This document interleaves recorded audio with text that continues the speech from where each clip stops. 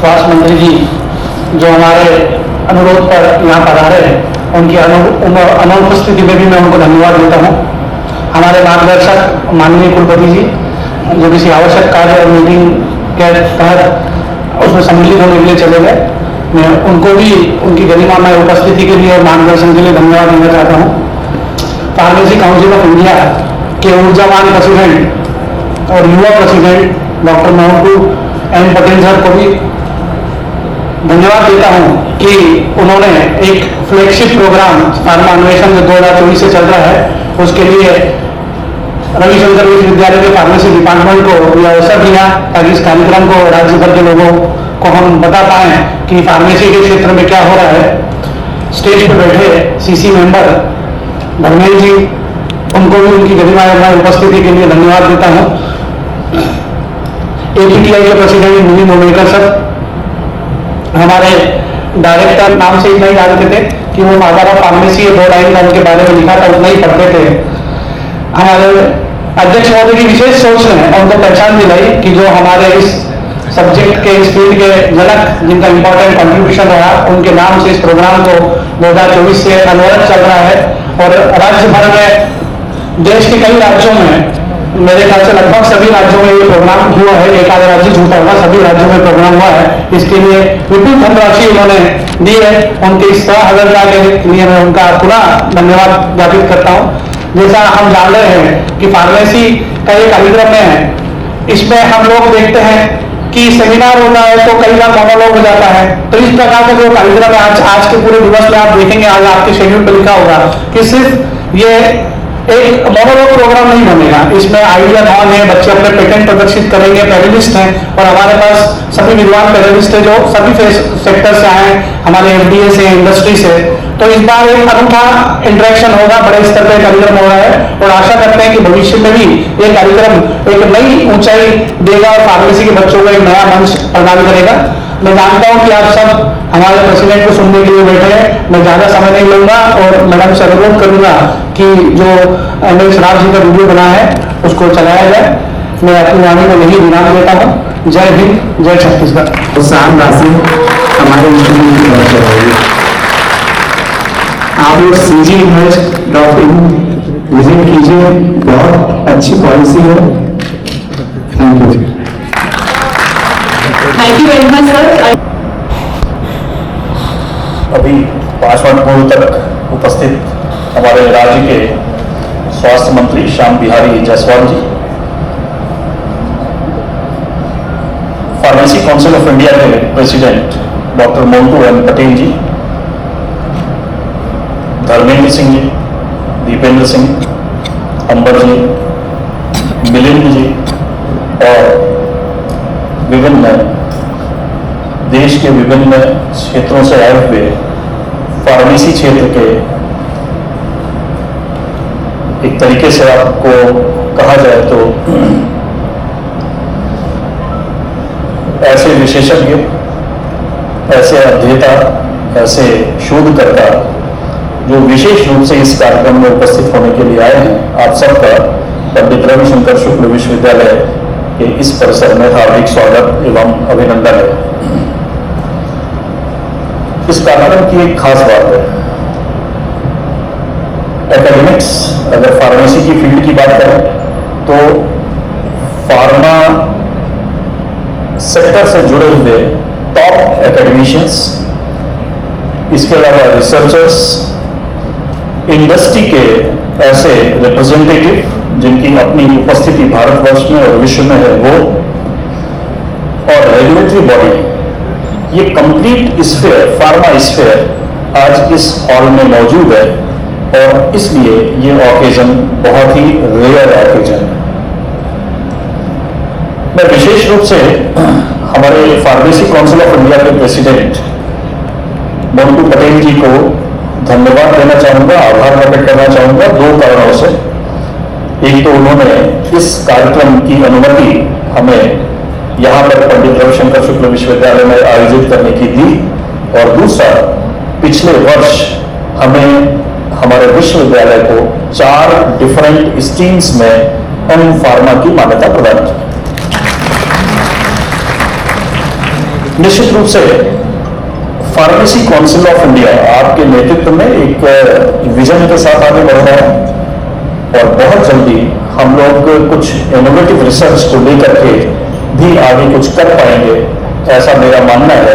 और मुझे लगता है कि मोन्टू एम पटेल जी अगर यहाँ पर उपस्थित हैं और हमारे विश्वविद्यालय की पृष्ठभूमि से फार्मेसी डिपार्टमेंट के अचीवमेंट से परिचित हैं तो जरूर हमारे ऊपर विश्वास करेंगे।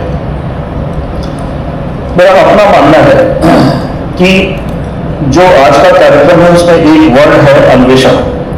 अलग अलग प्रकार से इसको आप देख सकते हैं, एनालाइज कर सकते हैं और एक्सप्लेन कर सकते हैं। बट मेरा अपना मानना है कि अगर इस प्लेटफॉर्म के ऊपर हमारे इंडस्ट्री के पर्सन्स और रेगुलेटरी बॉडी के पर्सन्स भी अवेलेबल हैं, उनके रिप्रेजेंटेटिव्स अवेलेबल हैं, तो हम क्यों नहीं ऐसे कंसेप्ट पर काम करते हैं कि जो बेसिक रिसर्चेस हैं वो हमारे ऐसे इंस्टीट्यूशंस, फार्मा इंस्टीट्यूशंस में कराए जाए, इंडस्ट्री उनको स्पॉन्सर करे और जो एडवांस रिसर्च है उसके लिए जो प्लेटफॉर्म है वो इंडस्ट्री अपने यहाँ क्रिएट करे। बोलो, आवाज नहीं आ रही। एक क्राइसिस पूरे देश भर में दिखती है, बट आप विदेशों में जाइए तो ये सीन आपको डिफरेंट मिलता है। So it's running for more than 40 years, but still we were not aware about when we were doing B Pharma and M Pharma and PhD. We came to know just 5 to 6 years back. So DBT identified several pharma companies and several pharma companies are under this DBT BIP program. So they are giving 6-month intensive programs to UG students, PG students of any stream. Any stream is from life science, maybe from zoology, botany or pharma, biotechnology department, biotechnology students. So students from pharma, you can actually opt this scheme. You have to qualify a simple examination. This is annually organizes like GATE examination. This is very simple examination. So this year this will be organized in maybe September and October. And then after that, when you qualify, so you will get 12,500 rupees from industry and maybe 10,000 rupees from DBT, Department of Biotechnology. So this is a good step and good amount, I think so, for beginner being a B Pharma students after completing B Pharma. It's a good starting to well first about the advantages and get exposure in industry in different streams. So big pharma industries, not only small pharma industries and diagnostic industries are there, but big pharma industries like Dr. Reddy's and Pharma, Aditya Pharma have been enrolled under this program. So DBT, PITP, you can type in the Google and apply for this, and then wish you all the best for this program. Thank you very much and for your insights. So with this we will come to the end of this panel discussion. उन्होंने बहुत अच्छा काम किया। जो बदलाव है, जो change है, वो एटीट्यूड का है, डिसिसिवनेस का है, डिसीजन लेने का है। लोगों ने सोचा लेकिन डिसीजन नहीं ले पाए। लेकिन हमारे पास एक ऐसा प्रेसिडेंट है कि जो सोचता है और उसके 12 घंटे के बाद में उसको एक्सिक्यूट कर देता है। ये आप हमारे जो अचीवमेंट्स हैं, लास्ट 5 ईयर्स के अचीवमेंट्स हैं, इसमें आप देख सकते हैं। फार्मा अन्वेषण जो आज फ्लैगशिप प्रोग्राम है, जिसको लगभग भारत के हर राज्य में हमने ऑर्गेनाइज किया और हर राज्य की सरकारों ने इसको रिकॉग्नाइज किया और उसके लिए एप्रिसिएशन दिया कि pharmacy education is a very important component of health care system and they are caring for it. Stage पर अभी मंत्री जी बोल के गए कि आपको जो भी सपोर्ट चाहिए, जो भी रिसोर्सेज चाहिए, I am ready to give. So that awareness we are creating with the leadership. If you see that I don't know how many have visited the Pharmacy Council's office. If you go there, you will be amazed to see the facility what we are having. And the thought was, देखिए हमेशा 2 तरह के लोग होते हैं। तो आपको लोग ऐसे मिलेंगे कि एक समूह ऐसा था जिनने कहा क्या जरूरत है पैसे खर्च करने की।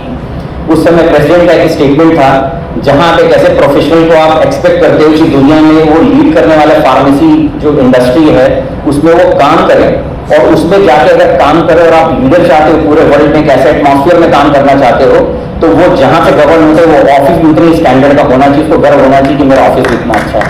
तो I be happy we will share the video of our office along with that lot of flagship programs we have initiated. Very recently we are going to have the teacher leadership program. I'm very sure that people who have been registered there, they got the invitation for that. Along with that, we have collaborated with different professional institutions.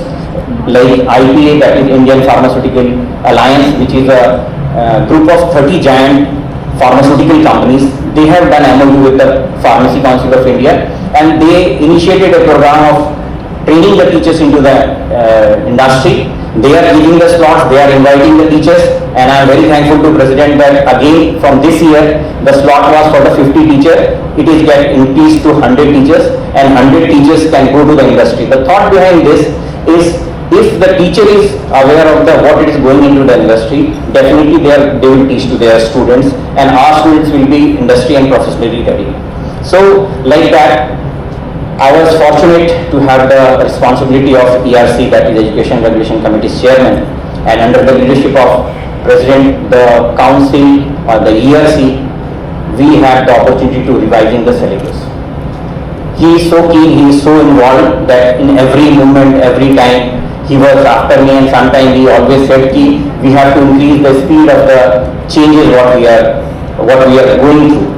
So we are working on it. I am very happy to share with you again that keeping into the requirement, need, and the government, what the government is expecting from us, we are again from this year going to initiate 5 more specialization, which I have requested to President, and one of the syllabus which is M.Pharm in medical devices is almost, it is ready, and it is for the review, and definitely you will get the draft on the web. The B.Pharm syllabus is again revised with in the purview of NEP 2020. We are working with the change in D.Pharm, revising M.Pharm and PharmD also. So by the end of this year, definitely all the syllabus will be revised according to the need. We know that this is why I was saying we are living the fastest change. Few months, I will say, not more than that, we were talking about the AI will come, there is something like ChatGPT, and we are aware. And now after a few months, you all are aware of how the AI is impacting you. In every area, every field, it is impacting you. Either it is teaching, so I always say that there is a challenge for the student as well as teacher. At the same time, when you are using AI, your students are also using AI. So that becomes a very important. There is a question that we have to use AI, and it is required. मैं बहुत सारे stage से ये बात मैं पहले भी कह चुका हूँ कि एक चर्चा में एक मेरे मित्र ने मुझसे पूछा कि AI को आप अच्छा मानते हैं या बुरा मानते हैं. ऑब्वियसली मैंने बोला अच्छा मानता हूँ. तो उनका कहना था अच्छा क्यों मानते हैं आप. मैंने बहुत सारे तर्क उनके सामने रखे, वो शांति हो गए. तो उनका एक प्रश्न था, कहीं ऐसा तो नहीं कि जैसे कैलकुलेटर आने के बाद में हम अपने कैलकुलेशंस भूल गए, जो हम टेबल याद करते थे, कैलकुलेशंस करते थे, उस पर हम स्लो हुए. कंप्यूटर आने के बाद में हमने बहुत सारी टाइपिंग स्किल छोड़ दी, लिखने की आदत, क्योंकि आपका कंप्यूटर आपकी गलतियां सुधारता रहता है, तो ना हम सेंटेंस की चिंता करते हैं, ना स्पेलिंग की चिंता करते हैं, वो सुधारता रहता है. तो ये ऐसा तो नहीं है कि जब AI आएगा तो हमारी जो बौद्धिक क्षमता है, जो सोचने की क्षमता है, कहीं वो भी हैम्पर होगी. डेफिनेटली उनका क्वेश्चन बहुत जायज था, और हमने देखा है कि इसका इनिशियल जो इम्पैक्ट है वो बहुत अच्छा नहीं है. मैं बच्चों के साथ भी शेयर कर रहा हूँ, टीचर के साथ भी शेयर कर रहा हूँ कि कई बार जब आप अभी बच्चों को आप कोई असाइनमेंट देंगे, वो 6 दिन का टाइम है, तो 5 दिन तो आराम से निकालते हैं, 6वें दिन अपने AI को बोलते हैं कि असाइनमेंट चाहिए, और उनका असाइनमेंट 1 दिन में बना देता है, और वो अपने टीचर के पास लेके चले जाते हैं. तो मैं इसको लाइटर मोड में बोल रहा हूँ, लेकिन इट इज वेरी सीरियस. वो एक क्वेश्चन मुझसे रेज किया था, मैंने उनको एक पॉइंट बोला था कि with the AI we will be very efficient, we will be very that is the efficiency of the humans which those who are working in that area, that will be increase. So he said so what, so I said कि it will save time. So he asked me one question कि what you will do with the save time. So that's why it is important, if you want to improve, ethical issues are always with it. How we are using the technology. So I am again from the different platform I have requested that we have to be the master of the technology, not the slave of the technology. You start working on it. You start on your idea, innovation. Just if you want to improve it, do it. Take the help to improve your efficiency, increase your proficiency. Then not to dependent upon that ki what the AI will give, AI will, I'll give it to you. So that is not required. Friends, there is a long list of achievements what we are having. We are having President and other members also. They will definitely going to share with you.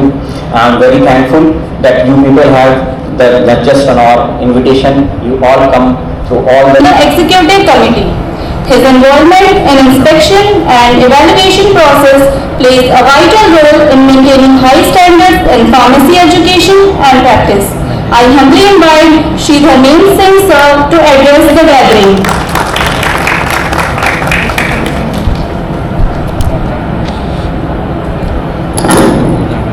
नमस्कार। सोए हैं क्या? नमस्कार यार, नमस्कार का आवाज नहीं आया। डिफेंसर जागेंगे नहीं। अगर आपके नमस्कार उनको पूरा नहीं मिलेगा तो हो सकता है नया सिलेबस में कुछ और जोड़ देंगे। मुझे लगता है एक सिलेबस में नमस्कार भी जोड़ देना चाहिए। थैंक यू मैडम लोग, आप लोग मैडम लोग को देख के मुझे याद आया पंडित जी लोगों का। सत्यनारायण कथा घर में होता है और जब सत्यनारायण कथा होता है तो पंडित जी अंतिम में बोलते हैं अध्याय समाप्त हुआ, ताली बजाओ। तो मैडम लोग बोलते हैं कि क्या ब्लाउज बोलते हैं ना, ताली बजाने के लिए लोग बोलते हैं, तो आप लोग जोर जोर से ताली बजाते हैं, है ना? तो ताली बजाओ यार। ऊपर के बच्चे को सिलेबस नहीं चाहिए क्या? ऊपर के बच्चे लोग को सिलेबस नहीं चाहिए तो बताइएगा, चाहिए ना? एक लड़का बड़ी जोर से ताली बजाया, लगता है इनफॉर्म का स्टूडेंट होगा। बच्चे लोग एक ही चीज बोलेंगे, हम लोग आगे बढ़ते हैं। एक मैं वाक्य शेयर करता हूं सर। अभी मेरी मम्मी गई थी हल्दी लाने, तो बोला हल्दी का दाम बढ़ गया। हम बोला ऐसा क्यों भाई, हल्दी तो हमारा घर का है। तो बोला नहीं, पेटेंट जो है ना वो अमेरिका कराया टर्मरिक के नाम से। तो हम बोले यार ये तो गलत बात है। यानी हम लोग कहाँ पिछड़े हुए, पेटेंट में पिछड़े हुए कि सब काम हम कर रहे हैं और पेटेंट अमेरिका ले जा रहा है। तो सर से गुजारिश करेंगे कि पेटेंट पर ज्यादा ध्यान दे। अगर हमको मिर्चा भी पेटेंट कराना हो, छीन भी पेटेंट कराना हो तो आप लोग पेटेंट जरूर करें। पेटेंट में हम लोग बहुत पिछड़े हुए हैं शायद, क्योंकि अभी जो एब्स्ट्रैक्ट निकालेंगे अब कितना निकलेगा नहीं मालूम। कितने बच्चे लोग प्रेजेंटेशन देंगे सच का और झूठ का तो हमको मालूम है। सच का कितना देंगे वो आप करेंगे और उसको अगर पेटेंट करवा देते हैं तो आप लोग जो डिफेंसर और मैडम जैसे डॉक्टर कहलाएंगे। ऐसे ही होता है ना सर। अगर नहीं करेंगे तो आप लोग हमारे जैसे डॉक्टर लेस हो जाएंगे। हम भी मम्मी के जैसा जाएंगे, हल्दी और मिर्चा कर देंगे और गाली देके खूब आएंगे इंडिया गवर्नमेंट को। तो आप लोग से रिक्वेस्ट है कि आप लोग पेटेंट जरूर कराएं। कोई भी चीज करते हो, ऐसा नहीं है कि खाली पीएचडी वाले लोग ही पेटेंट करा सकते हैं। आप लोग जिसको भी शोध आता है, कुछ भी आता है, आप लोग पेटेंट कराने जाए, पेटेंट करें। मेरा एक हाथ जोड़ के रिक्वेस्ट है। दूसरा, हम लोग आगे जा रहे हैं और हम लोग का गवर्नमेंट हमको पीछे ले जा रहा है। अब मालूम नहीं सर बोलते हैं कि हम फायर फाइटर है। अब ये बताइए हमको डिटेल से बाहर कर दिया जा रहा है। कौन कौन बैठता भगवान जानता है उसको। कौन कौन ऑर्गेनाइजेशन लोग बैठते हैं, सब लोग भी बैठते हैं मुझे लगता है, इसीलिए अगल बगल झांक रहे हैं। लेकिन फार्मासिस्ट की पढ़ाई पढ़े हैं हम और दवाई बांटे ग्रेजुएट हुए, तो हम कायला पढ़ाएंगे, कायला कॉलेज खोलेंगे, बंद कराओ कॉलेज, बंद करा दो क्या? पढ़ाई डीटेल की पढ़ाई, डिटेल बोलते हैं कि फार्मासिस्ट का क्या जरूरत है। अरे बूढ़ बाप कहीं के, तोरा मालूम है नहीं फार्मासिस्ट का क्या जरूरत है? अब ये ना तेरा सिखाए हैं हम लोग कोरोना का टाइम में। कोरोना के टाइम में क्या सिखाया तुमको फार्मासिस्ट का जरूरत क्या होता है?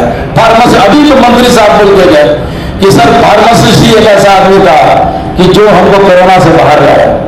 ओकर बातों डीएम में हमें जगाना है। बताइए, बोलता कि नहीं आप लोग का कोई जरूरी नहीं है, आप लोग का दवाई हम लोग बटवा देंगे क्योंकि नॉन टेक्निकल आदमी से। तो पढ़ाइएगा बंद करा दो, काहे पढ़ाए नहीं पढ़ाना चाहिए था, बंद करा दो। वो भी नहीं बंद कराएंगे क्योंकि उसमें आप लोगों को रोजगार बहुत है ना, बच्चे लोग की पैसा आती है बहुत है। तो डिटेल मैं बच्चे लोग से रिक्वेस्ट करूंगा यहाँ पे और टीचर से भी, ये आपके भी सोचने की चीज है। और डिटेल का प्रोटेस्ट लेटर के थ्रू, प्रोटेस्ट इसका मतलब नहीं है कि रोड में जाकर धरना प्रदर्शन करते हैं। आप अपनी वाणी को, अपनी लेखनी को जरूर लिखें गवर्नमेंट के कंसर्न अथॉरिटी को कि सर हम पढ़ाई पढ़ते हैं 2 साल की, 4 साल की, 7 साल की और उसके बाद भी हमको इस चीज से वंचित किया जाता है, ऐसा क्यों? सरकार समझेगा, सरकार हमारा माई बाप है, समझेंगे, वो भी पढ़े लिखे आदमी है। अगर नहीं समझेंगे तो फिर तो हम लोग हैं जय जवान जय किसान, हर देखेंगे हम लोग, कोई दिक्कत नहीं। दूसरा सर एक रिक्वेस्ट करेंगे, हमारे माननीय प्रेसिडेंट साहब आए हैं, इतना कार्यक्रम कर रहे हैं, आप सब टीचर्स लोग को भी बोल रहा हूं, इतना कार्यक्रम कर रहे हैं देश विदेश में भी सर, पीटीआई वाले बहुत भी बैठे हुए हैं सर, किनके नाम से कर रहे हैं, किनके नाम से कर रहे हैं? एमएल सराफ जी के नाम से कर रहे हैं। उनकी आइडेंटिटी क्या है? खाली एक फ्रेम में, सिर्फ एक फ्रेम में। क्या हमारा ये बनता नहीं है कि उनके राष्ट्रीय सम्मान मिलवाए? जब तक एक राष्ट्रीय सम्मान हमारे एमएल सराफ को नहीं मिलेगा तो आपकी भी आइडेंटिटी नहीं रहेगी। मैं इस मंच से आपको वादा करता हूं, हमने तो छेड़ दिया है पूरे भारत में, उड़ीसा में भी छेड़ा है, बंगाल में भी छेड़ा, इलेक्शन के मतलब सिग्नेचर कैंपेन छोड़ दिया है। और मैं रिक्वेस्ट करूंगा भारत सरकार से, जिन्होंने हमें नौकरी दिया, जिन्होंने हमें भू अर्जन दिया, उनकी आइडेंटिटी के लिए कोई ना कोई राष्ट्रीय सम्मान उनको दिया जाए। मैं तो आज अधिवेशन का मैं बहुत कुछ सुन रहा था, मैं तो पीसीआर की एक घंटा कि मुझे जमीन मिल रहा है, किसी ने जमीन दिलाया है, बहुत अच्छा लगा। मगर वो आइडेंटिटी किसके थ्रू आया? साहब के थ्रू आया। जिस फार्मासिस्ट को कोई जानता नहीं था, जिसकी पढ़ाई को कोई जानता नहीं था, उसको हमारे मेहमान सराफ जी ने लाया। तो ये हमारा कर्तव्य बनता है। आपके घर में गार्जियन होंगे, गार्जियन जब बुजुर्ग हो जाते हैं, चाहे बीमार हो जाते हैं, तो हम लोग उनके दवा दारू करते हैं कि नहीं? तब ना हमारी आइडेंटिटी बनती है। तो हमारा क्या कर्तव्य बनता है? अगर हम अपनी मिनिस्ट्री बनवाएं, अपना जब पहचान बना रहे हैं, सराफ जी को एक तो प्राइज दिया, तो वो क्या था? ये फार्मेसी के लिए दिया था। तो क्यों नहीं हम लोग एक लेटर लिखे, क्यों नहीं हम लोग एक आह्वान उठाए कि हमारे एमएल सराफ जी को एक राष्ट्रीय सम्मान मिलना चाहिए, चाहे जो भी देना आपको दे दीजिए, मुझे नहीं मतलब कौन कौन सम्मान है, मगर एक जो भी सम्मान मिलता है उनको एक दिलवाना। मैं तो रिक्वेस्ट करूंगा हमारे प्रेसिडेंट साहब से, तो अगर वो चाहे जमीन लेना चाहेंगे तो जमीन लेंगे, और सम्मान अपना भी करवाना चाहेंगे तो जरूर लेकर लिखेंगे सरकार को, गवर्नमेंट सरकार को। देखो मैं ज्यादा नहीं बोलूंगा आप लोगों को, और क्योंकि आप लोग बड़ा मशगूल है, आज तो हम बड़ा धन्यवाद दें दीपेंद्र सरकार को, 6 वाली नहीं बोला, अपने अंतिम महीने तो पढ़ाते हैं बच्चे लोग को बड़ी कि मोबाइल से दूर रहो, एक प्लांट लगाओ, ऐसे पढ़ाते हैं ना सर, बड़ा अच्छा अच्छा पढ़ाया, नहीं पढ़ाया है मालूम नहीं क्यों, अपने घर में नहीं पढ़ाए हैं, बाहर में सबको पढ़ाते हैं। तो ये बच्चे लोग एक ही चीज जानो, और मैं तो अंतिम करूंगा सर, आप लोग क्यों नहीं ताली बजा रहे, मुझे अभी समझ में आया। नहीं बेटा आप लोग ताली इसलिए बजा रहे कि आप हमें जानते नहीं है पीसीआई होता क्या है। जब आप जानेंगे तभी मैं ताली बजाऊं। तो हमने एक बार बंगाल गए थे, बंगाल सबसे ज्यादा पढ़ा लिखा जगह है, तो पूछा पीसीआई का क्या मतलब होता है, तो बोलता प्रेस क्लब ऑफ इंडिया। कोई बोला sir pesticide control of India. तब हमको समझ में आया बच्चा लोग ताली क्यों नहीं बजाता है।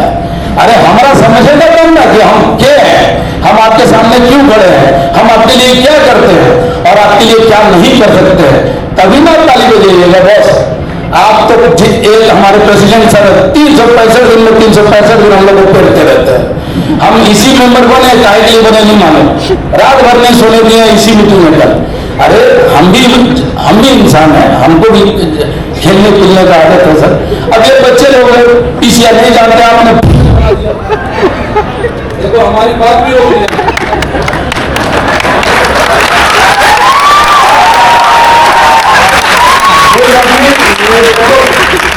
अब मैं समझा, अब ये साहब हमारे पीसीआई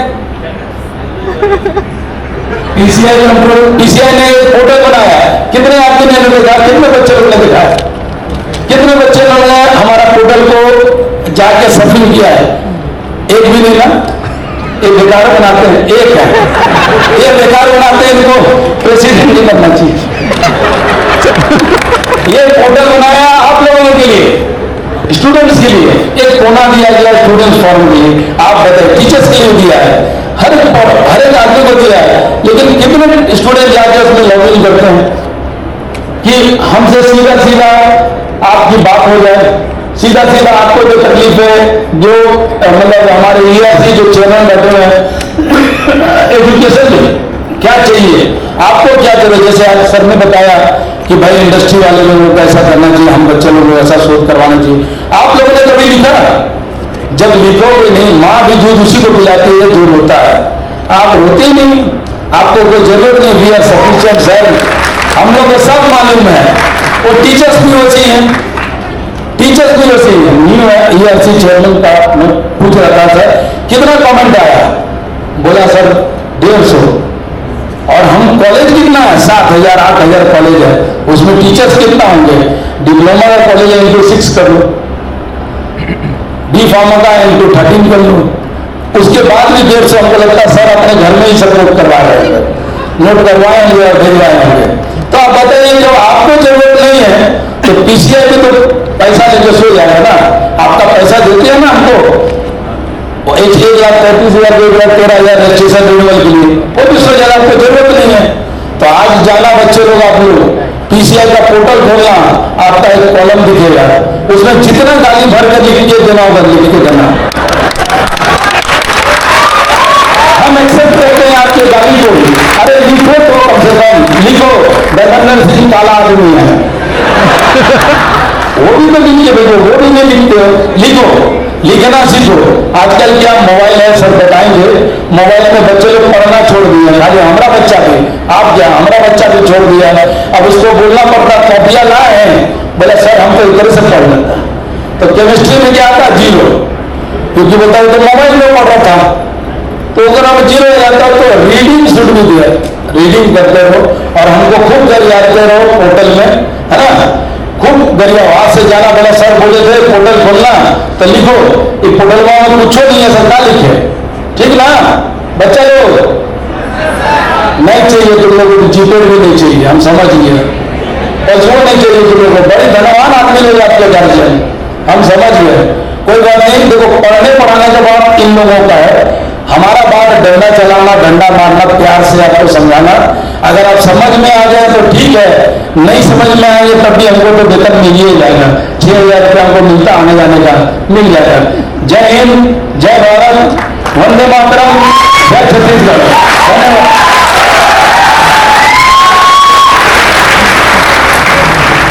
बहुत बहुत धन्यवाद। Under his dynamic leadership, pharmacy education and the profession have gained new direction and momentum. His efforts toward student welfare, especially initiative related to GPAT, graduate pharmacy aptitude test scholarship, are highly commendable, as they have encouraged many students to pursue higher education and research. His visionary leadership, commitment to innovation and dedication to shaping the future of students are truly inspiring all of us. We extend a warm welcome to you and look forward to your valuable inspiring words. Welcome, sir.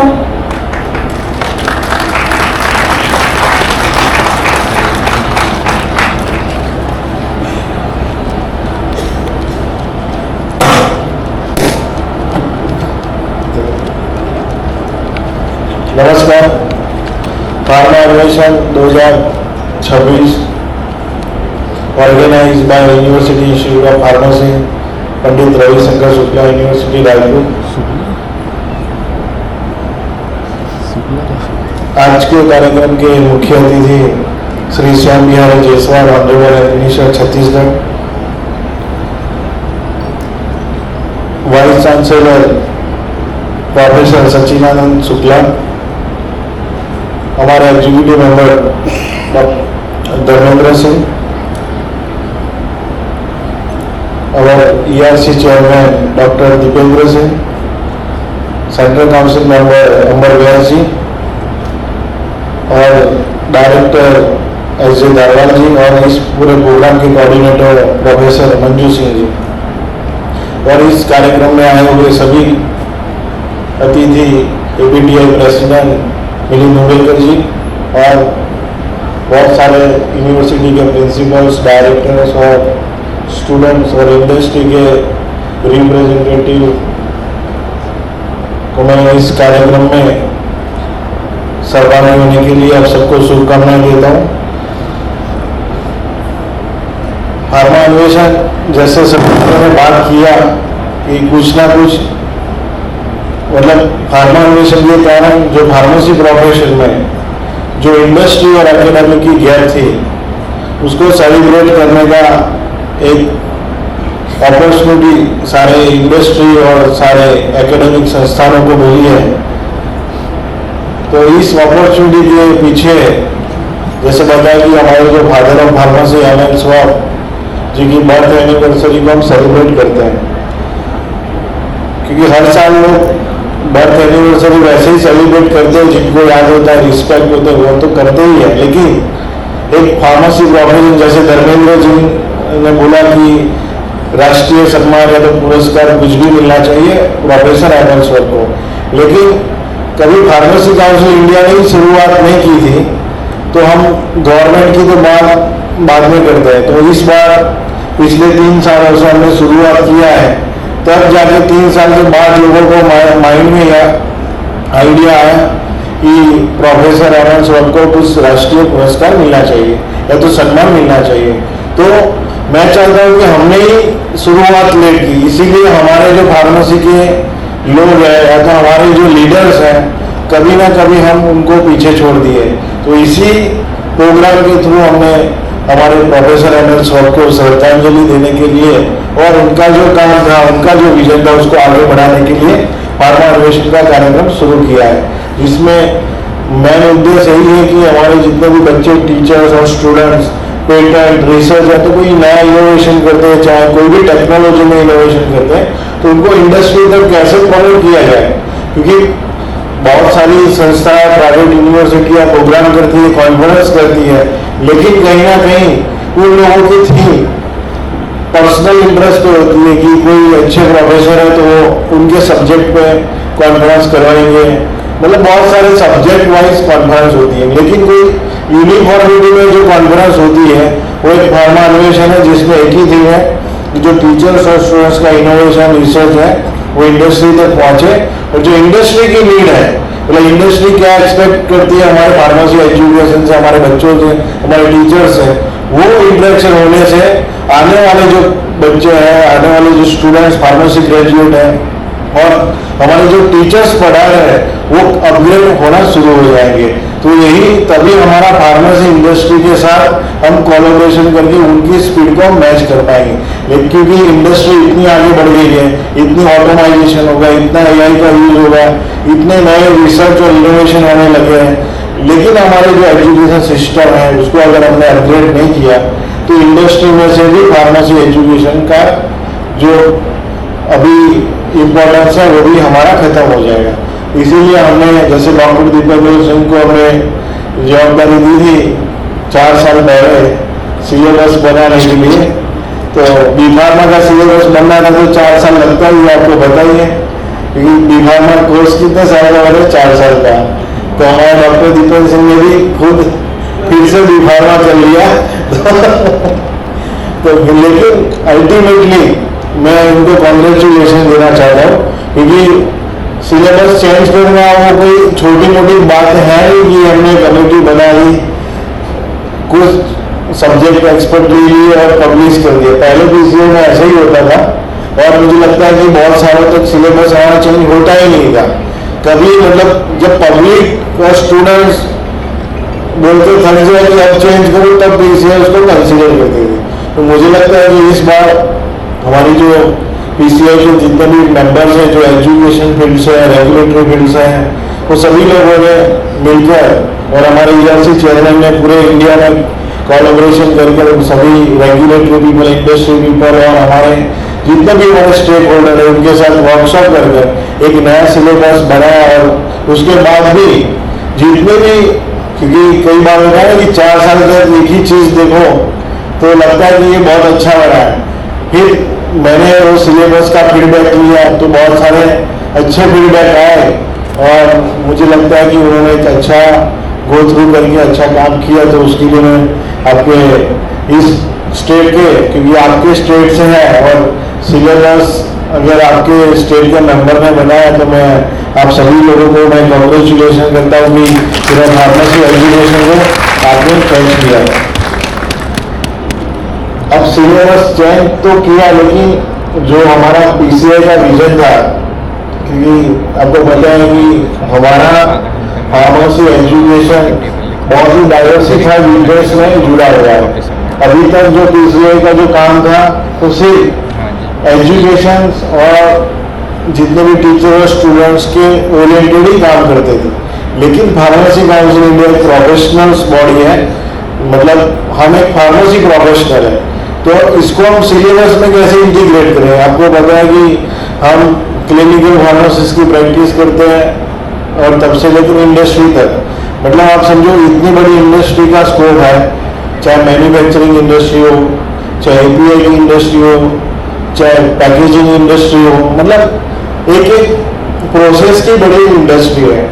और उसको कैसे syllabus में integrate किया जाए, क्योंकि हम पढ़ते तो सारा ही है, लेकिन जब हमारा बीफार्मा का बच्चा बाहर पढ़ता है तो उसके पास पूरा जनरल नॉलेज रहता है। मतलब शुरुआत में लगता है कि बीएससी के लोग या तो बाकी के लोग हमारी जॉब अपॉर्चुनिटी ले रहे हैं, क्योंकि जब एंट्री पॉइंट होता है तो सब एक जैसे दिखते हैं, लेकिन जब 1 साल 2 साल इंडस्ट्री में हमारे फार्मेसी का एक्सपीरियंस होने के बाद वो एमएससी बीएससी किए हुआ बच्चे से हमारे जो बच्चे हैं टीचर्स, जो हमारे स्टूडेंट जो इंडस्ट्री में काम कर रहे हैं, वो लीडरशिप में आगे बढ़ते हैं और पूरा डिपार्टमेंट रन करते हैं। बल्कि जो हमारे बीएससी और एमएससी वाले लोग हैं वो सिर्फ एज ए एम्प्लॉई वो डिपार्टमेंट में काम करते हैं। तो जो लीडरशिप का जो स्केल है वो हमारे सिलेबस से ही आता है, क्योंकि हम पूरा ही प्रोसेस पढ़ते हैं, मैन्युफैक्चरिंग पार्ट पढ़ते हैं, रेगुलेटरी पार्ट पढ़ते हैं, मतलब पूरा ही मतलब सिलेबस को 360 डिग्री से हमारी जो फार्मा की इंडस्ट्री सिस्टम है पूरा ही हम उसको डिटेल में पढ़ के रखते हैं। लेकिन कई बार होता है कि एक्सपर्ट बनने के लिए अगर कोई एक ही काम 10 बार करो तो आप वैसे ही एक्सपर्ट हो जाते हो। तो मुझे लगता है कि फार्मा इंडस्ट्री में भी ऐसा है कि अगर आपने एक बार एंट्री पॉइंट पे जॉब ले ली तो बाद में आपका जो भी काम आपको मिला है उसके आप एक्सपर्ट विद इन 2 इयर्स और 3 इयर्स बन सकते हैं। तो जो नया सिलेबस का जो ओवरव्यू है मैं थोड़ा दूंगा, क्योंकि फार्मा अधिवेशन का कार्यक्रम है और बहुत सारे टीचर्स और स्टूडेंट्स आए हुए हैं, तो हम इसी साल से मतलब हमारा नया बीफार्मा का जो एजुकेशन जो सिलेबस है हम इम्प्लीमेंट करने वाले हैं, वो भी नेशनल एजुकेशन पॉलिसी की तहत हमने बनाया, जिसमें पूरा ही मतलब क्रेडिट सिस्टम की तहत मतलब पूरा ही हमने जो एनईपी का मैंडेट है उस हिसाब से हमने बनाया। उसमें हमने मेडिकल डिवाइस इसके सब्जेक्ट रखे हैं। फिर हमारे फार्मास्यूटिकल केमिस्ट्री, आपको लगता है कि हमारे बच्चे फार्मास्यूटिकल केमिस्ट्री में कम इंटरेस्ट लेने लगे, इसीलिए बीएससी और एमएससी इन केमिस्ट्री वाले लोग हमारी इंडस्ट्री में हमारी जगह पे वो रिप्लेस कर रहे हैं। तो उस फार्मास्यूटिकल केमिस्ट्री को कैसे इंडस्ट्री के साथ जोड़कर हमारे बच्चों को और जॉब अपॉर्चुनिटी हमारे बच्चों को मिले, उस हिसाब से हमने नया सिलेबस बनाए।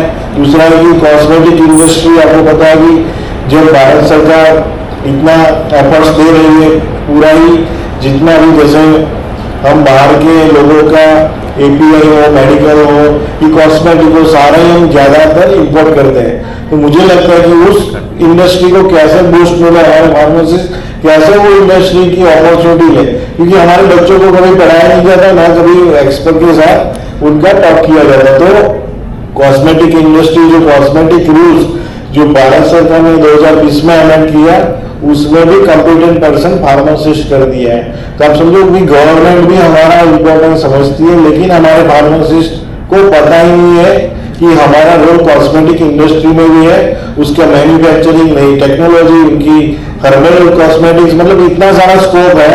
इवन हम प्रैक्टिकल्स में भी क्या मतलब जब हमारा ड्यूरिंग द एजुकेशन हमारा जो लैबोरेटरी में भी है कॉस्मेटिक्स बनाया है, लेकिन वो लेबोरेटरी तक ही रह जाता है। फिर हम जब बीफार्मा पास आउट करते हैं तब वो इंडस्ट्री हम कभी सोचते ही नहीं।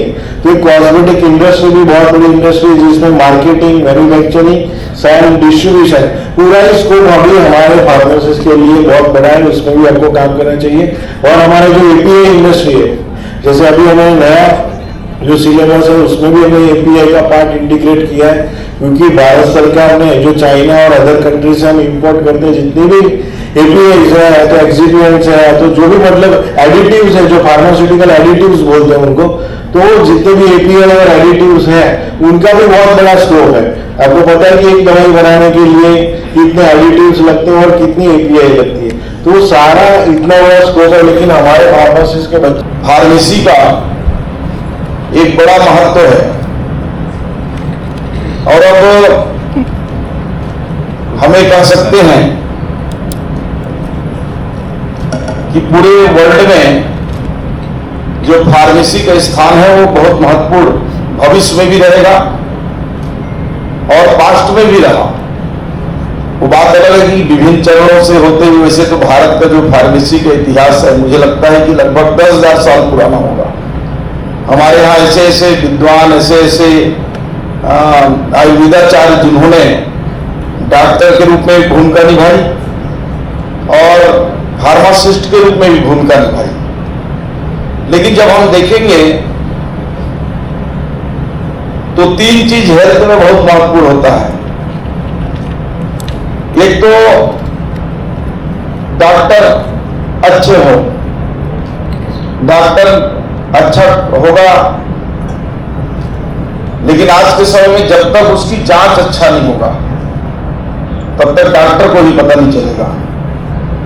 और अच्छा डॉक्टर अच्छे क्वालिटी की जांच को देखकर जब दवाई लिखता है तो कितनों ही अच्छा डॉक्टर हो, कितनों ही अच्छी जांच की जो हमारी लैब हो, वो सारा के बावजूद अगर दवाई अच्छा नहीं कोई मतलब नहीं है, आखिरी में दवाई ही यूटिलाइज होना है। तो इसलिए फार्मेसी का अच्छा होना, अच्छे फार्मासिस्ट होना, ये हमारे लिए रिजल्ट के आखिरी कड़ी में सबसे महत्वपूर्ण फैक्टर है। और देखिए, हम लोग भारत के लोग कई प्रकार से संकोच भी करते हैं, कई चीज हम इंतजार करते हैं।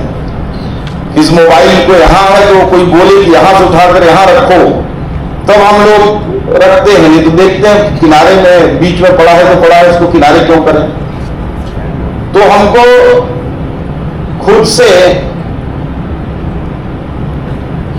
अपना अभियान, अपना ज्ञान का उपयोग करके इस विकसित भारत 2047 का जो अभियान है,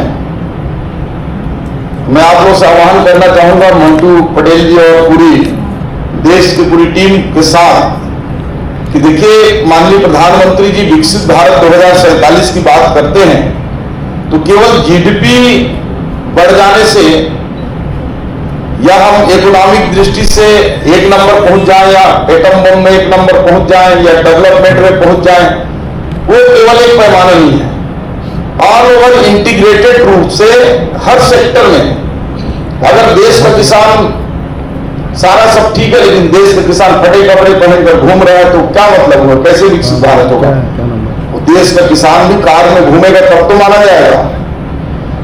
हम आत्मनिर्भर हर दिशा में हों। और मैं तो अभी हेल्थ मिनिस्टर हूं इस नाते नहीं, मेरी रुचि समग्र रूप से रहती। जब मैं वैसे साइंस के स्टूडेंट हूं, जब पढ़ाई करता था तो मेरे पास सेम आर्ट्स की भी किताब होती थी। मैं परीक्षा नहीं देता था लेकिन मैं उसको पढ़ता था, हिस्ट्री भी पढ़ता था, इकोनॉमिक्स भी पढ़ता था, जियोग्राफी भी पढ़ता था, बाकी हमारा सब्जेक्ट केमिस्ट्री था।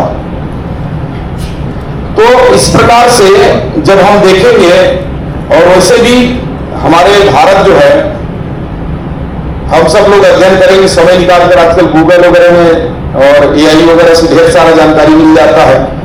पहले जितना मेहनत करना पड़ता था उसका 1% भी नहीं लगता। आप टाइप भी नहीं करेंगे तो बोल देंगे तो निकाल के दे देगा। जब देखेंगे तो भारत जो हम 2047 में चाह रहे हैं उसकी बात बता रहा हूं। 12वीं शताब्दी तक हम पूरी तरह से आत्मनिर्भर थे और विश्व गुरु कहलाते थे। दवाइयां भारत से जाती थी,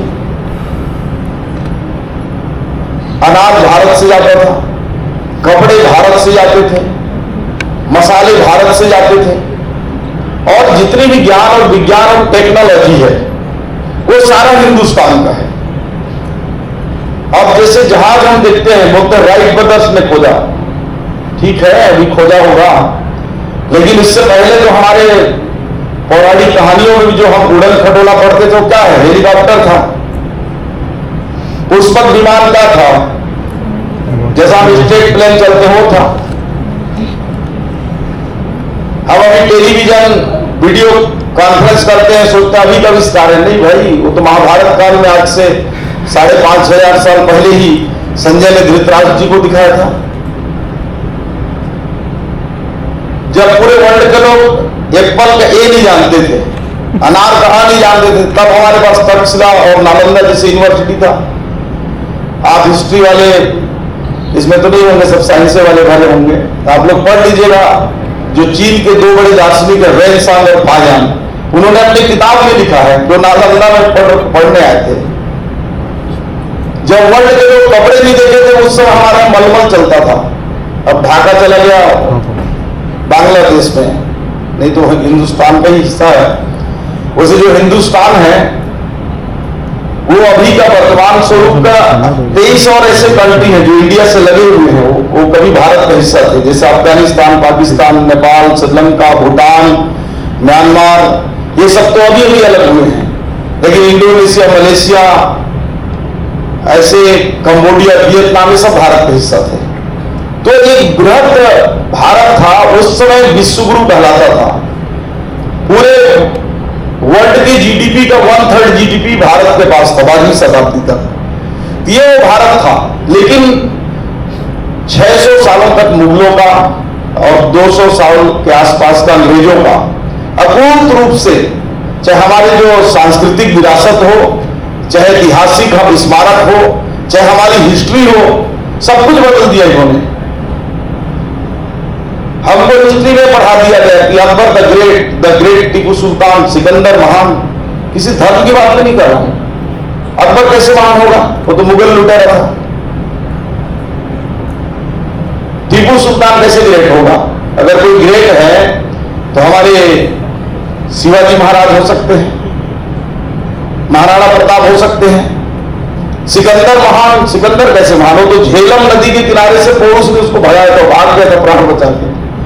तो महान सिकंदर नहीं है, महान है तो हमारे पृथ्वीराज चौहान हैं, अशोक सम्राट हैं, चंद्रगुप्त मौर्य हैं, सम्राट विक्रमादित्य हैं। इनके बारे में बोलिए तो एक पन्ना लिखने पसीना आ जाएगा हमको। वो आपकी हमारी गलती नहीं है, ये गलती पूरी की पूरी अंग्रेजों का है, जिन्होंने हिस्ट्री को बदलाव कर दिया। मुगलों ने इतने सालों में हिस्ट्री में बदलाव किया, लेकिन वो तो हमारी भारत की जो जड़ें इतनी मजबूत हैं कि भारत इतने सबके बावजूद हिला नहीं, लेकिन इन्होंने दुर्गति कर दी साहब।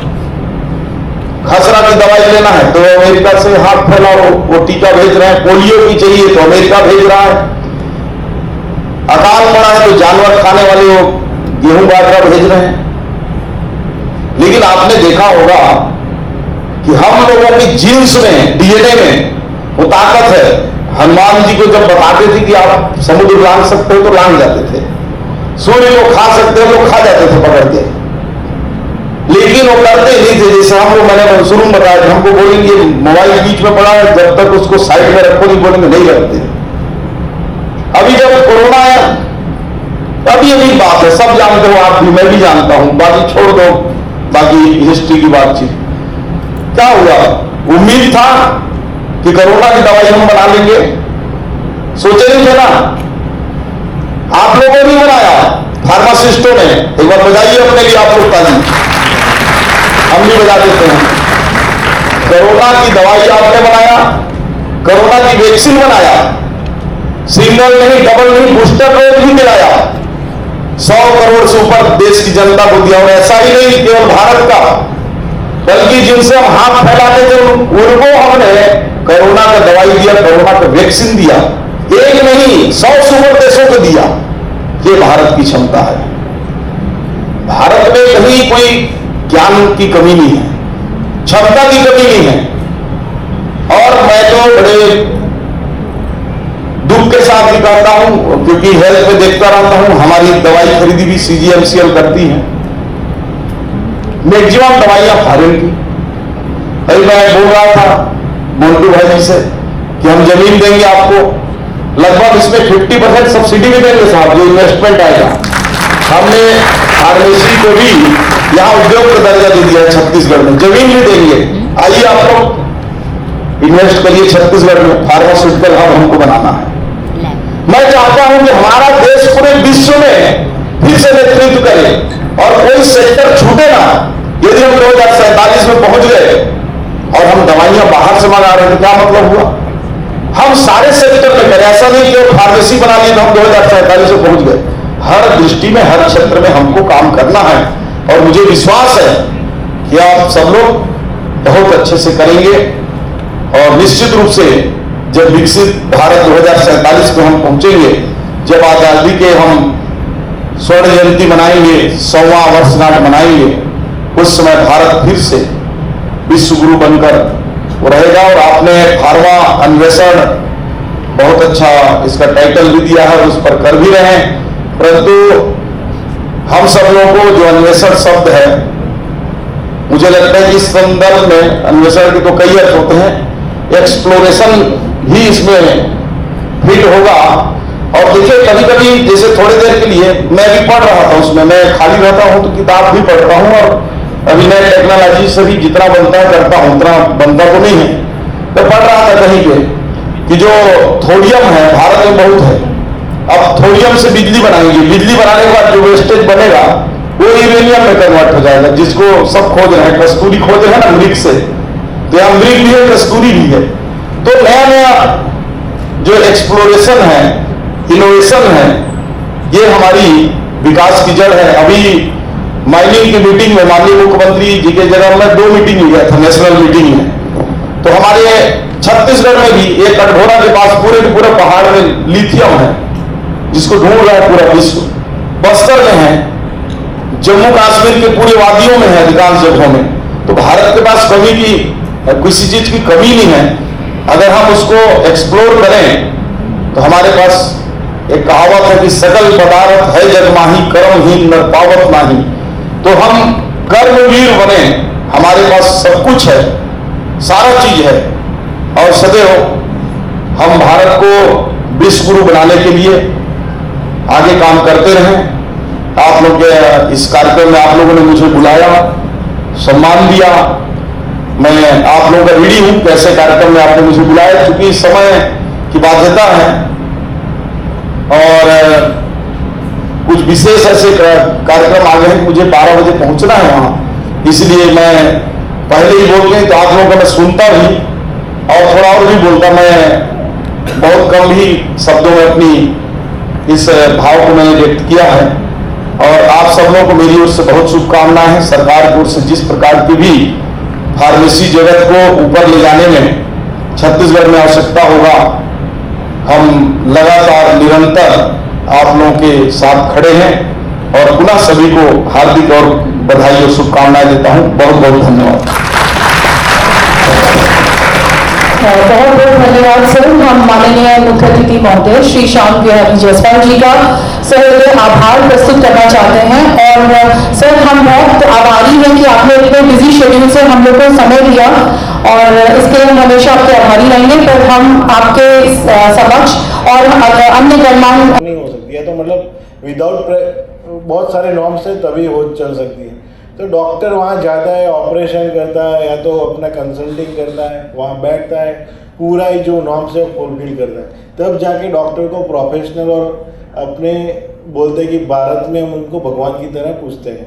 लेकिन बात करते हैं हमारे डॉक्टर्स के बाद हम आते हैं एडवोकेट्स की। एडवोकेट्स का भी पता है कि उनका जो सर्टिफिकेट होता है, अगर आपने वकालतनामा साइन किया तो जज के सामने ऐसा नहीं है कि मैं नहीं जा रहा हूँ, तुम मेरा जो जूनियर क्लर्क है वो चला जाएगा जज के सामने आर्ग्यूमेंट करने के लिए, क्योंकि उनको पता है कि उनकी सर्टिफिकेट की वैल्यू उनके प्रोफेशन की वैल्यू है, तभी वो जाएगा। और उनकी प्रोफेशन की वैल्यू आज 5,000 के एडवोकेट से लेकर एक घंटे का, एक मिनट का 5 लाख, 10 लाख, 50, 5 करोड़ तक की एडवोकेट की आज फीस हम भारत देश में बहुत सारे लोग पे कर रहे हैं। ये भी एक रियलिटी है। लेकिन हमारे फार्मासिस्ट की बात करते हैं, जैसे चार्टर्ड अकाउंटेंट की भारत सरकार ने नॉर्म्स निकाला कि कोई भी ऑडिटेड बैलेंस शीट या तो सर्टिफिकेट होगा, उसमें कंपलसरी सीए का सर्टिफिकेट और उसका रजिस्ट्रेशन नंबर डालना जरूरी है, जिससे पता चलेगा कोई भी अनऑथोराइज और इलीगल काम मतलब जेन्युइन सर्टिफिकेट है। मतलब उनका जो साइन और स्टैंप है उसकी जेन्युइनिटी मतलब सरकार भी मानने लगी है।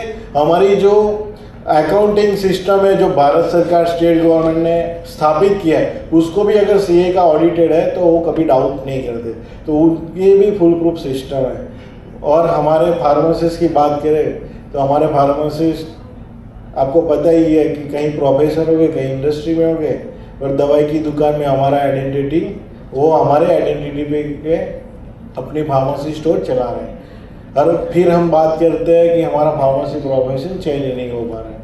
ये छोटी सी बात है, लेकिन आप समझो अगर हमने हमारी आइडेंटिटी नहीं बेची होती तो आज हमारा भी इम्पोर्टेंस डॉक्टर्स, एडवोकेट की तरह हमारी एजुकेशन सिस्टम, हमारी गवर्नमेंट के सिस्टम में और हमारी पब्लिक परसेप्शन में हमारा इतना ही इम्पोर्टेंस रहता। लेकिन हमने हमारी आइडेंटिटी एक दुकानदार को बेच दी, इसीलिए उसने हमारी वैल्यू एक प्रोडक्ट की तरह कर दी, डिस्काउंट की तरह कर दी। तो मुझे लगता है कि हमको हमारी आइडेंटिटी बेचनी नहीं चाहिए, हम जहाँ बैठते हैं वहाँ पे ही प्रैक्टिस करनी चाहिए। और अभी मैं रूल्स लेके आने वाला हूँ, अभी मीटिंग में एजेंडा में मैं रखने वाला हूँ कि जैसे आधार बेस्ड अटेंडेंस सिस्टम टीचर्स के लिए हमने कंपलसरी किया है, वैसे ही जितने भी प्रैक्टिसिंग फार्मासिस्ट है, क्योंकि फार्मेसी को हमको प्रैक्टिसिंग प्रोफेशन बनाना है, कोई ट्रेडिंग प्रोफेशन नहीं बनाना है, कि कोई दूसरा प्रोफेशन नहीं बनाना है कि हमारे सर्टिफिकेट पे दूसरे लोग कमा रहे हैं, दूसरे लोग बिल्डिंग बना रहे हैं, दूसरे लोग घर बना रहे हैं, महंगी गाड़ियाँ घुमा रहे हैं, लेकिन हमारे फार्मासिस्ट बेचारे वही 2 व्हीलर पे घूम रहे हैं और सुबह शाम जाके सैलरी मतलब कब आएगी वो सोच रहे हैं। तो मैं चाहता हूँ कि जितना भी अदर कंट्री में फार्मासिस्ट की वैल्यू वैसे इंडिया में कैसे की जाए। अकेला फार्मेसी काउंसिल ऑफ इंडिया तो नहीं कर सकता बातें करने से, तो उसके साथ हमको रूल्स रेगुलेशन भी चेंज करना पड़ेगा।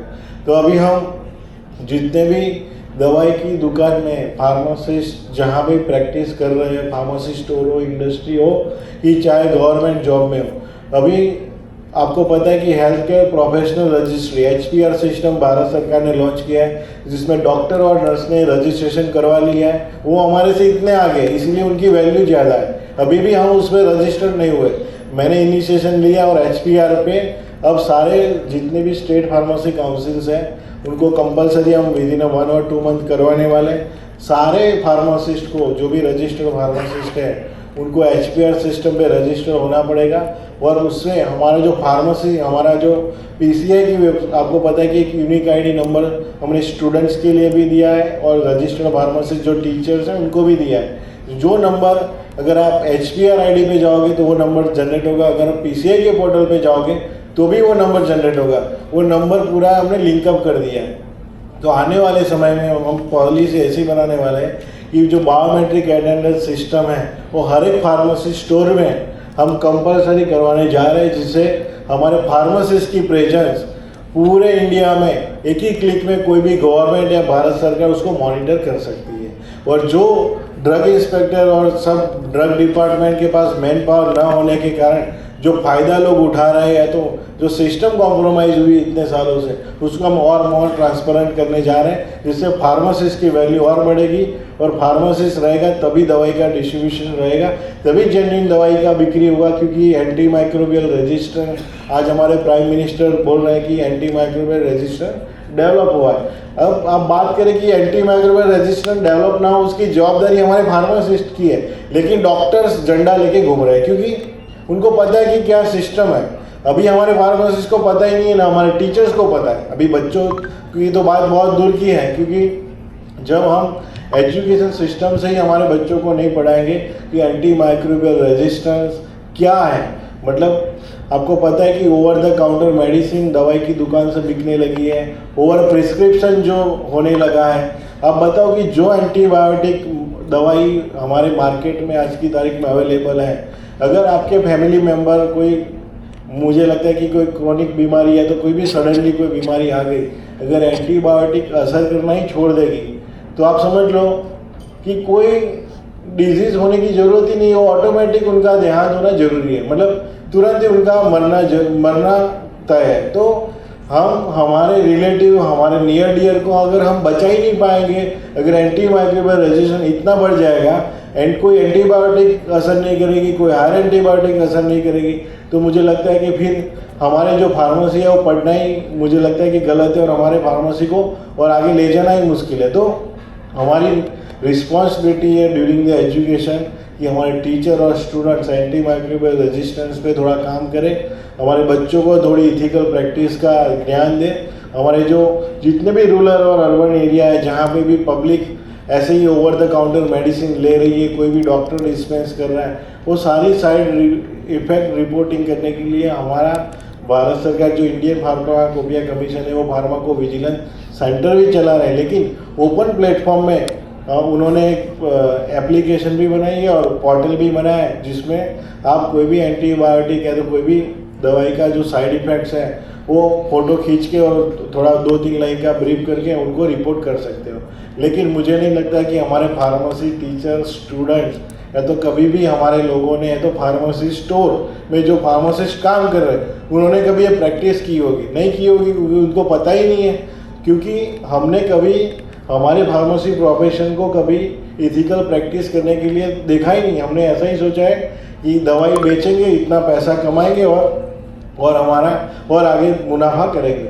मैं चाहता हूँ इसको प्रोफेशन की तरह ले, आप साइड इफ़ेक्ट्स रिपोर्टिंग करिए। जो दवाई भारत देश में 10 साल में बैन होती है, अगर आपने हमारे फार्मासिस्ट ने एंटी माइक्रोबियल रेजिस्टेंस और जो साइड इफ़ेक्ट्स का रिपोर्टिंग सिस्टम अगर हमने भारत सरकार को करना शुरू कर दिया तो जो फार्मा कंपनियाँ मुनाफा करके साइड इफ़ेक्ट्स पहले हमारे ह्यूमन बॉडी में आती है, फिर वो साइड इफ़ेक्ट्स को कॉम्प्रोमाइज़ करने कम करने के लिए और एक दवाई ढूंढते हैं, फिर उसकी साइड इफ़ेक्ट्स और आती है, फिर वो बोलते हैं कि नहीं उससे भी ज़्यादा सेफ मेडिसिन ये है। ऐसे करके आपको पता है कि एंटीबायोटिक्स कितनी हाई रेंज तक चले गए। तो मुझे लगता है कि अगर हमारे फार्मासिस्ट इस पर एंटी माइक्रोबियल रेजिस्टेंस और साइड इफ़ेक्ट का रिपोर्टिंग करना शुरू करेंगे तो मुझे लगता है कि भारत में जो कंपनियां 10 साल तक मुनाफा लेके बोलती है कि हमारी दवाई अब हम डिसकंटिन्यू कर रहे हैं, वो मुझे लगता है कि हम लोग करवा सकते हैं कि 1 साल के अंदर कि फार्मा कंपनी को वो दवाई बंद करनी पड़ेगी, क्योंकि हम साइड इफेक्ट रिपोर्टिंग करेंगे तभी तो हो पाएगा ना।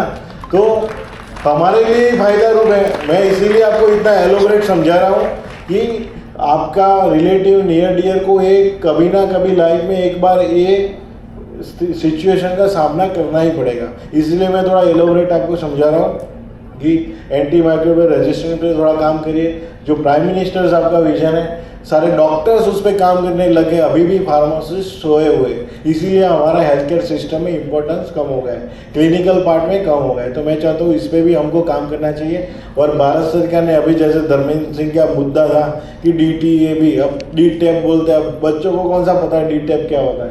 ड्रग टेक्निकल एडवाइजरी बोर्ड होता है, बराबर धर्मेंद्र जी? कि बच्चों को पता नहीं होता ना DTAP, अभी तो पढ़ रहे हैं बेचारे। अब क्योंकि मुझे पता है कि ये सब लीगल लैंग्वेज है, अब बच्चों को उससे इंटरेस्ट ही नहीं है क्या है। तो ड्रग टेक्निकल एडवाइजरी बोर्ड होता है, ड्रग कंसल्टेटिव कमेटी होती है भारत सरकार की, जो पूरे देश में जो भी rules regulation drug and cosmetic act में चेंज होते हैं उसके लिए काम करती है कमेटियाँ। तो अभी जो ड्रग एंड कॉस्मेटिक एक्ट में जो चेंज होना था कि जो पहले क्या था कि जो होलसेल का लाइसेंस था, जैसे गुड डिस्ट्रीब्यूशन सर्विस, मतलब good distribution practice for the pharmaceutical product, मतलब कैसे हम अच्छी डिस्ट्रीब्यूशन की प्रैक्टिस कर पाए।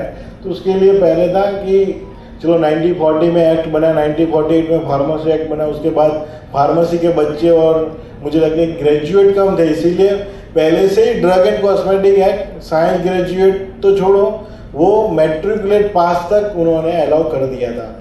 तो उस टाइम की सिचुएशन अलग थी, इसीलिए सरकार ने उस टाइम का डिसीजन लिया था। लेकिन आप समझो आज हम 75 ईयर्स के बाद फार्मेसी ऑफ द वर्ल्ड बन गए और हमारे पास नंबर्स ऑफ फार्मासिस्ट है, नंबर ऑफ फार्मेसी एजुकेशन संस्था है, लेकिन अभी भी जो हमारा ड्रग एंड कॉस्मेटिक एक्ट है उसमें अभी भी अमेंडमेंट की ज़रूरत है। लेकिन ये अमेंडमेंट कौन करेगा, कौन बताएगा? सरकार कभी आके ऐसा नहीं बोले कि हम करना नहीं चाहते। आपको पता ही है कि सरकार क्यों नेगेटिव सोचेगी।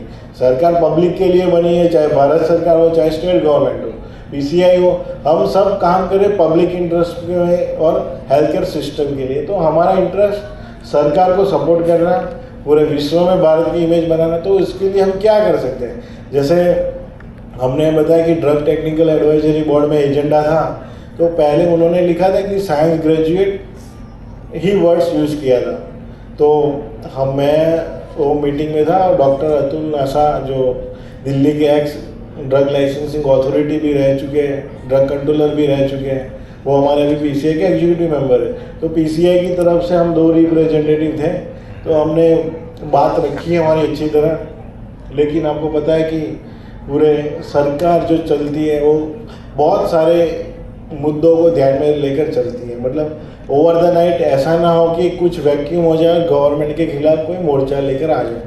तो उन्होंने सही समझकर मतलब डिसीजन लिया कि साइंस ग्रेजुएट प्लस जो फार्मेसी काउंसिल का कोई शॉर्ट टर्म कोर्स होगा अप्रूव्ड, उनको हम अलाउ करेंगे होलसेल लाइसेंस के लिए। और रजिस्टर्ड फार्मासिस्ट मतलब आप समझो जो मैट्रिकुलेट पास था उससे सरकार ने हटाकर आज फार्मासिस्ट कंपलसरी कर दिया होलसेल में, और साइंस ग्रेजुएट प्लस पीसीआई का कोई भी अप्रूव्ड शॉर्ट टर्म कोर्स होगा उसको अप्रूव कर दिया। तो जो हम जीरो पे खड़े थे आज हम एक स्टेप आगे आ गए।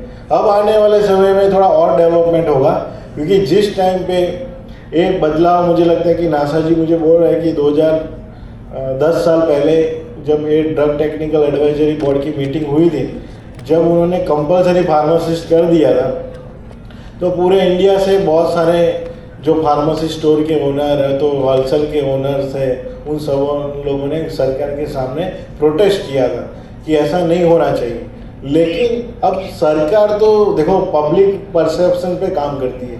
अगर हमारे फार्मेसी के टीचर, हमारे स्टूडेंट्स, अगर हमारी जो बात है, पीसीआई ने तो अपनी बात पहुंचा दी, लेकिन पब्लिक क्या सोचती है? अगर आपने भारत सरकार को पीसीआई को ईमेल करने से कुछ होने वाला नहीं है, हमने हमारा पक्ष रख दिया है, लेकिन अगर उसमें भी अगर आपको चाहते हो कि कुछ चेंज होना चाहिए, सिर्फ फार्मासिस्ट होना चाहिए, तो गवर्नमेंट का कॉल है, तो उसमें अपने को ड्रग टेक्निकल एडवाइजरी बोर्ड के जो भी हेल्थ सेक्रेटरी होता है, फिर हमारे ड्रग कंट्रोलर इंडिया होते हैं, जितने भी मेंबर्स हैं, अगर आप उन लोगों को ईमेल करोगे तो मुझे लगता है कि आप अपनी बात वहाँ पे रखोगे तो नेक्स्ट टाइम उसमें अपग्रेड हो जाएगा। लेकिन बात अपने को सही तरह रखनी पड़ेगी, ऐसे हल्ला बोल ऐसे करके नहीं होता। देखो सरकार चलती है पब्लिक परसेप्शन, मैंने पहले ही बताया रिप्रेजेंटेशन पे चलती है, लेकिन जैसे बताया कि हमने सिलेबस के लिए भी 1 महीने 2 महीने के लिए ओपन किया तो कितने कमेंट आए दीपेन जी? बहुत कम आए। मतलब धर्मेंद्र जी ने बोला मुझे लगता है 1000 कमेंट ही आए हो गए, 1000-2000 मैक्सिमम। तो बताओ मतलब हमारे फार्मेसी प्रोफेशन में जो स्टूडेंट्स और टीचर्स हैं उनकी अवेयरनेस ही नहीं है, वो खुद करना ही नहीं चाहते। फिर कुछ कोई लोग करता है तो बोले हम विरोध करेंगे, हमें गलत कर दिया।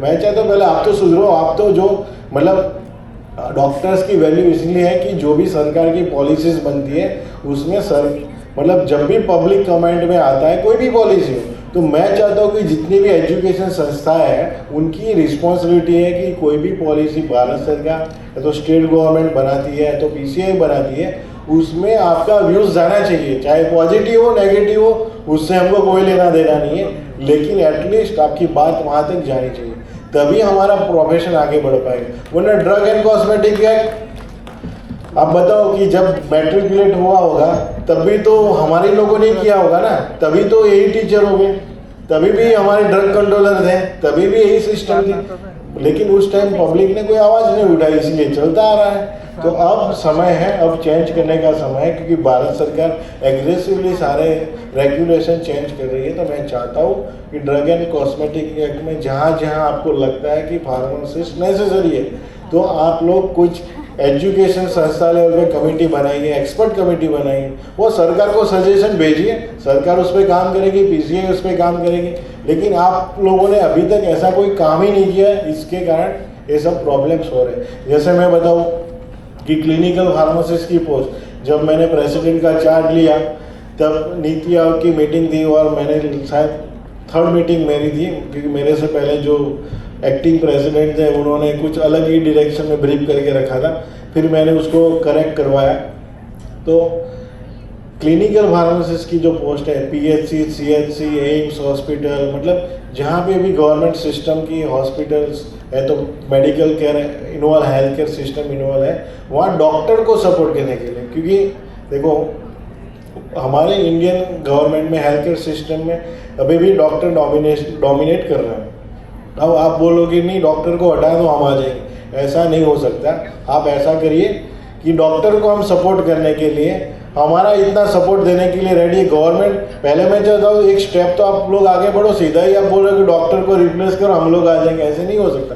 तो आप क्लिनिकल फार्मासिस्ट की प्रैक्टिस अगर हम पीएचसी सीएचसी लेवल पे करेंगे, तो अगर अभी सारी संस्थाएं भारत सरकार और स्टेट गवर्नमेंट को मेल करेगी कि अब हेल्थ केयर सिस्टम में हमने सर्वे किया है, ये ऐसी हेल्थ केयर सिस्टम इंडिया की होनी चाहिए, तो मुझे लगता है कि तभी तो सरकार ध्यान में लेगी। तो क्लिनिकल फार्मासिस्ट की पोस्ट के लिए हमने ऑलरेडी फार्मडी के स्टूडेंट्स और एमफार्म प्रैक्टिसिंग बच्चों के लिए पॉलिसी बनाई। आज 2 साल से मतलब भारत सरकार में पेंडिंग है, क्योंकि पीसीए अकेला रिप्रेजेंटेशन दे रहा है। मैं चाहता हूँ पब्लिकली रिप्रेजेंटेशन आएगा तो होना पड़ेगा। फिर रिस्ट्रिक्शन प्रिस्क्रिप्शन राइट्स, आप पता है कि पूरे विश्व में हमारे फार्मासिस्ट काम कर रहे हैं, लेकिन वहाँ की कंट्री ने उनको कोई 50 मेडिसिन 250 मेडिसिन ऐसे 300 मेडिसिन प्राइमरी ट्रीटमेंट करने के लिए दे के रखी है। मतलब कि फार्मासिस्ट जहाँ रूरल एरिया है, जहाँ डॉक्टर नहीं जा सकता है, जहाँ हेल्थ केयर सिस्टम की प्रॉब्लम है, वहाँ हमारा फार्मासिस्ट मतलब प्राइमरी ट्रीटमेंट करने के लिए लिमिटेड प्रिस्क्रिप्शन राइट बहुत सारी कंट्री ने दे के रखा है। लेकिन हमारे इंडिया में क्या है, कभी हमने आवाज़ उठाई नहीं है, कभी हमने हमारा रिप्रेजेंटेशन भेजा ही नहीं है। पीसीए ने पहली बार रिप्रेजेंटेशन भेजा कि पूरे वर्ल्ड में ऐसे प्रैक्टिस हो रही है, तो इंडियन गवर्नमेंट भी और स्टेट गवर्नमेंट भी इसको चेंज करे। तो अब बात अटकी हुई है मेडिकल काउंसिल, क्योंकि नेशनल मेडिकल कमीशन में डॉक्टर्स हैं और उन्होंने एक्सपर्ट ओपिनियन के लिए भेजा एनएमसी में। अब एनएमसी वाले अब मीटिंग ही नहीं कर रहे। आप समझो हमारा एफर्ट्स कितना है कि हमने पॉलिसी बनाकर सरकार को दे दी। अब पब्लिक का सपोर्ट मिलेगा, पब्लिक लेवल पे अगर ये बात जाएगी पूरे इंडिया से, तो मुझे लगता है कि एनएमसी हो कि गवर्नमेंट हो, उनको हमारी बात माननी पड़ेगी। तो मैं चाहता हूँ ऐसे ही जो मूवमेंट है उसमें आप सहभागी बनिए, उसमें हमारे प्रोफेशन का अच्छा होने वाला है। अगर हमारे फार्मेसी के बच्चों को प्रिस्क्रिप्शन राइट, क्लिनिकल फार्मासिस्ट की पोस्ट की जॉब मिलने लगेगी, जो हमारे टीचर सभी और जो हमारे फार्मेसी संस्थान में सैलरी के लिए उनको बोलना पड़ता है। आज को पता है कि मेडिकल कॉलेज में कितनी डिमांड है, मतलब डॉक्टर्स नहीं मिल रहे हैं, उनको सैलरी कितनी भी करोड़ों में जा रही है, फिर भी डॉक्टर्स नहीं मिल रहे। वैसे मैं चाहता हूँ कि फार्मेसी संस्थानों में होना चाहिए।